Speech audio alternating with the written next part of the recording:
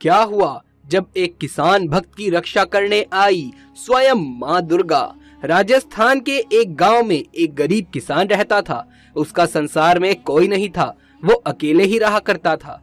दिन भर खेतों में काम करता और माँ दुर्गा की पूजा में लीन रहता और पास के दुर्गा मंदिर में जाकर उनका श्रृंगार करता और उन्हें भोग लगाया करता और उनकी सेवा किया करता था।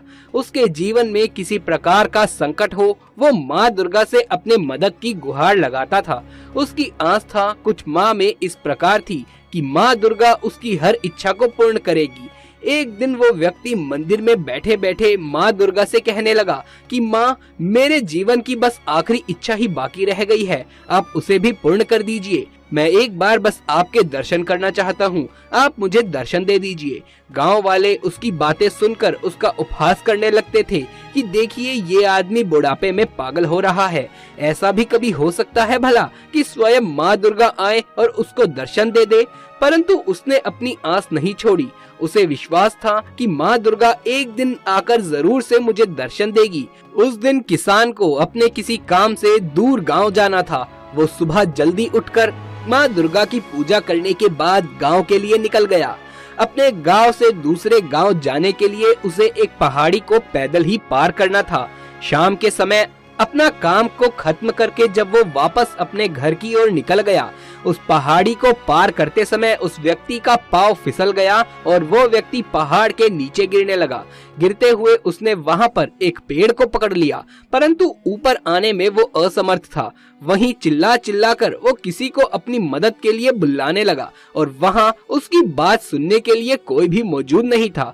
तभी वहां एक छोटी बच्ची आई और उसने आवाज देकर पूछा कि कौन है, वहां आप नीचे क्या कर रहे हैं, कैसे गिर गए आप नीचे।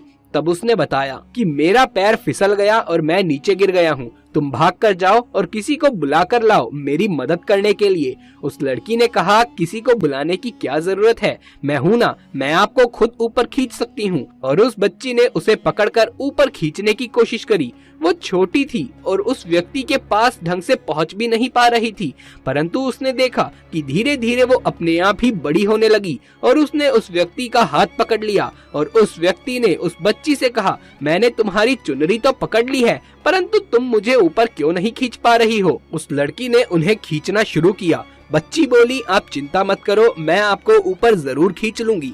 और धीरे धीरे करके वो छोटी सी बच्ची ने उसे ऊपर खींच लिया। उस व्यक्ति को जब उस बच्ची ने ऊपर खींच लिया, तब उस व्यक्ति ने उस बच्ची का धन्यवाद किया और उससे पूछा कि तुमने अकेले ही मुझे कैसे ऊपर खींच लिया।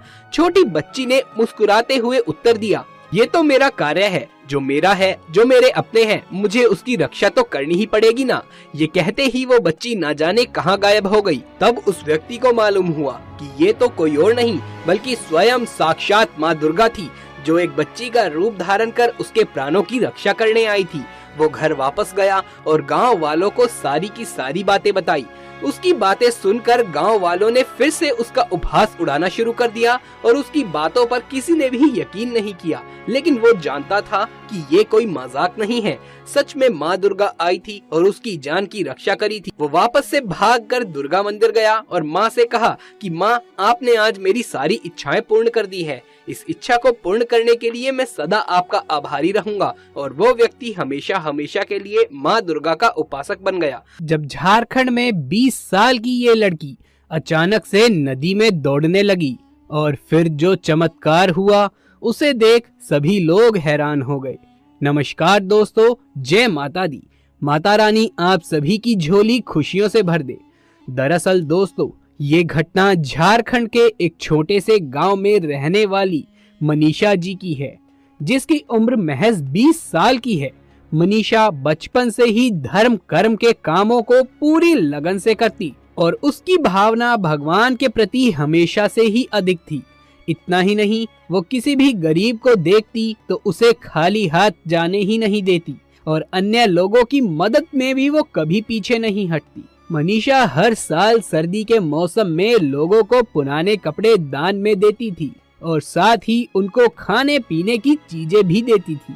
भले ही मनीषा के पास कुछ ना हो, लेकिन वो हमेशा से ही दूसरों की मदद के लिए तत्पर रहती थी। समय बीतता गया और एक बार छठ पूजा का पर्व आया। जिसको मनीषा भी मनाती थी। छठ पूजा से एक दिन पहले अचानक से मूसलाधार बारिश होना शुरू हो गई।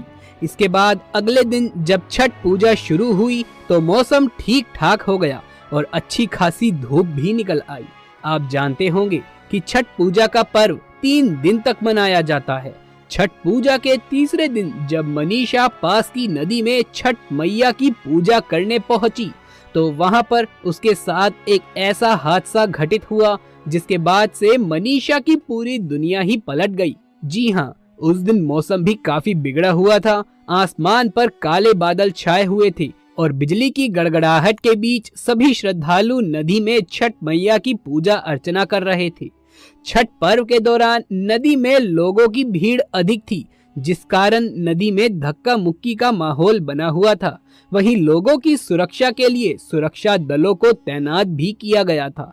ऐसे में मनीषा भी छठ मैया को जल अर्पित करने के लिए नदी में खड़ी हुई। देखते ही देखते वो नदी के बीचों बीच पहुंचकर पूजा करने के लिए खड़ी हो गई।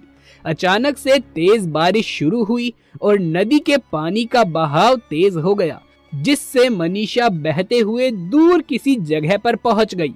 मनीषा को तैरना नहीं आता था, जिसकी वजह से वो नदी के बहाव में बहती हुई कहीं दूर चली गई और धीरे धीरे नदी के अंदर समाने लगी। तभी मनीषा को लगा कि अब वो नहीं बच पाएगी और उसकी मौत अब निश्चित है। लेकिन फिर भी वो मन ही मन माँ दुर्गा का नाम जपने लगी और उनसे कहने लगी कि हे माँ, मेरे प्राण बख्श दो। कुछ ही देर में मनीषा को पानी के ऊपर एक छोटी लड़की दिखाई दी, जिसने अपना हाथ मनीषा को बचाने के लिए आगे बढ़ाया हुआ था। काफी देर तक नदी के पानी में रहने से मनीषा की आंखें बंद होने लगी। उसने अपना हाथ उस लड़की के हाथ में दे दिया। फिर उस लड़की ने मनीषा को पानी से बाहर निकाला और नदी किनारे छोड़ दिया।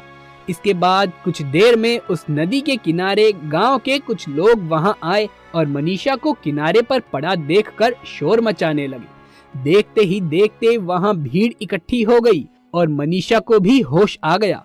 गांव वालों के पूछने पर मनीषा ने अपना नाम बताते हुए सारी की सारी घटना उनको बताई कि कैसे वो छठ पूजा के दौरान पानी में बहते हुए यहाँ तक पहुँच गई और किसी लड़की ने उसको पानी से बाहर निकालकर उसकी जान बचाई। लेकिन गांव वालों ने बताया कि तुम तो यहाँ पर अकेली ही थी, अब वो लड़की कहाँ है?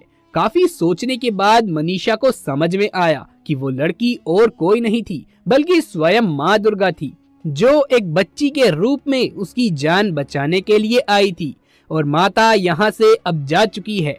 कुछ देर बाद मनीषा के घर वालों को इस घटना की सूचना पुलिस द्वारा दी गई और फिर मनीषा खुशी खुशी अपने घर वापस चली गई। तो देखा दोस्तों आपने कैसे माता अपने भक्तों की सदैव रक्षा करती है।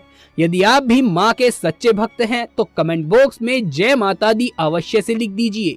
यदि ये वीडियो पसंद आया हो तो इसे एक लाइक करके अपने दोस्तों और रिश्तेदारों में ज्यादा से ज्यादा शेयर कर दीजिए। आगे भी ऐसे वीडियोस देखते रहने के लिए हमारे चैनल को सब्सक्राइब कर पास वाले बेल आइकन को भी दबा लीजिए। जल्द मुलाकात होगी आपसे किसी अगली वीडियो में। तब तक के लिए आप सभी का धन्यवाद।